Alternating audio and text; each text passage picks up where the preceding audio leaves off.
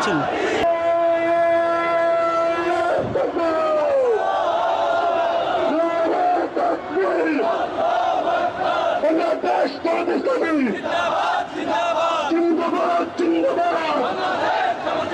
দ্রব্যমূল্যের বৃদ্ধি কেন?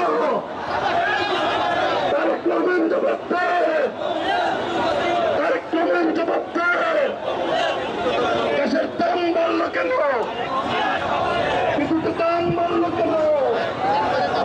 কোথায় কোথায় মূল্য বৃদ্ধি?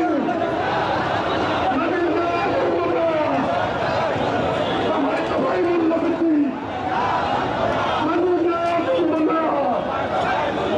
কোথায় কোথায় মূল্য বৃদ্ধি? নিত্যপণ্যের মূল্য বৃদ্ধি হবে ক্ষতি, দ্রব্যমূল্যের ঊর্ধ্বগতি, দ্রব্যমূল্যের ঊর্ধ্বগতি। কোথায় কোথায় মূল্য বৃদ্ধি? বিদ্যুতের দাম বাড়লো কেন? প্রশাসন জবাব দেয়, বিদ্যুতের দাম বাড়লো কেন? তারেক রহমান জবাব দেয়, কোথায় কোথায় মূল্য বৃদ্ধি?